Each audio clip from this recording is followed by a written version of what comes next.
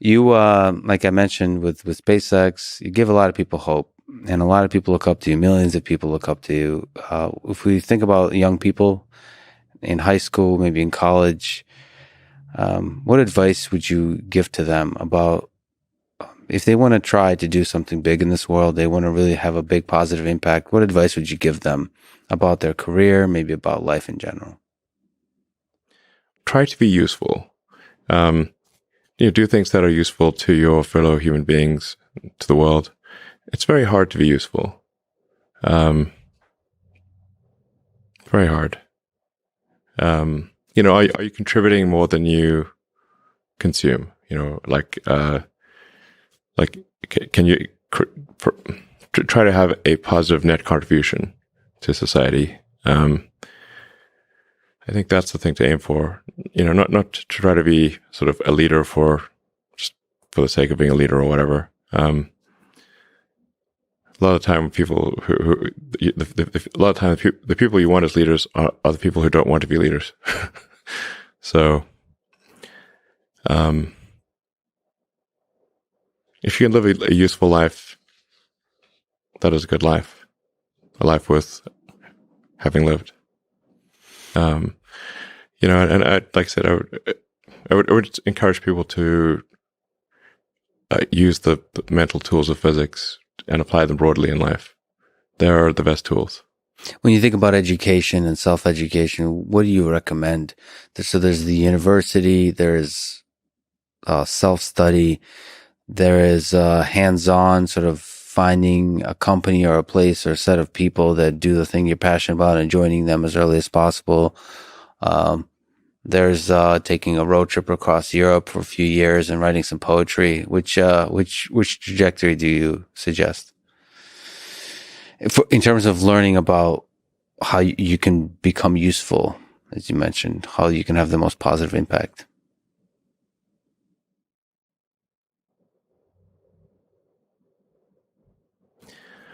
Well, I'd encourage people to read a lot of books. Just read, basically try to ingest as much information as you can, and try to also just develop a good general knowledge. So you at least have like a rough lay of the land of the knowledge landscape. Try to learn a little bit about a lot of things. Because you might not know what you're really interested in. How would you know what you're really interested in if you at least aren't doing a peripheral exploration broadly of the knowledge landscape? And talk to people from different walks of life and different industries and professions and skills and occupations. Just try learn as much as possible. Man's search for meaning. Isn't the whole thing a search for meaning?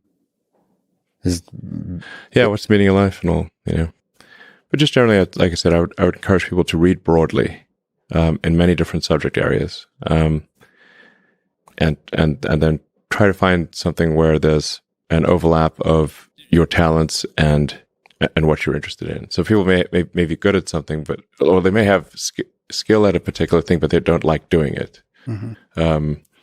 So you want to try to find a thing where that's a good combination of the things that you're inherently good at, but you also like doing. And reading is a super fast shortcut to figure out where are you both good at it, you like doing it, and it will actually have positive impact. Well, you got to learn about things somehow. So reading a broad range, just really read it. At one point when I was a kid, I read through the encyclopedia. So that was pretty helpful. And also things I didn't even know existed. Well, lots, so obviously. And it's like as broad as it gets. Encyclopedias were digestible, I think,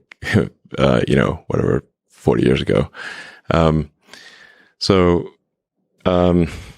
Maybe read through the condensed version of the Encyclopedia Britannica. I'd recommend that. You can always skip subjects where you read a few paragraphs and you know you're not interested, just jump to the next one. So read the encyclopedia or skim through it. And but I put a lot of stock and certainly have a lot of respect for someone who puts in an honest day's work to do useful things, and just generally to have like not a zero sum mindset, or a like have more of a grow the pie mindset. Like if you sort of say like when we see people like perhaps including some very smart people kind of taking an attitude of like doing things that seem like morally questionable, it's often because they have at a base sort of axiomatic level a zero sum mindset, and they, without realizing it, they don't realize they have a zero sum mindset, or at least they don't realize it consciously. And so if you have a zero sum mindset, then the only way to get ahead is by taking things from others. If it's like if the pie is fixed, then the only way to have more pie is to take someone else's pie. But this is false. Like obviously the pie has grown dramatically over time, the economic pie. So in reality, you can have so overuse this analogy. You can have there's a lot of pie. Yeah, pie is not fixed. Yes. So you really want to make sure you're not operating without realizing it from a zero sum mindset, where the only way to get ahead is to take things from others. Then that's going to result in you trying to take things from others, which is not good. It's much better to work on adding to the economic pie. Maybe, so creating, like I said, creating more than you consume, doing more than you, So that's a big deal. I think there's like a fair number of people in finance that do have a bit of a zero sum mindset. I mean, it's all walks of life. I've seen that.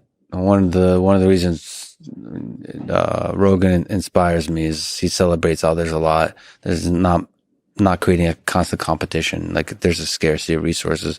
And what happens when you celebrate others and you promote others, the ideas of others, it actually grows that pie. I mean, the resources become less scarce. Mm-hmm. And that applies in a lot of kinds of domains. It applies in academia, where a lot of people are very see some funding for academic research is zero sum.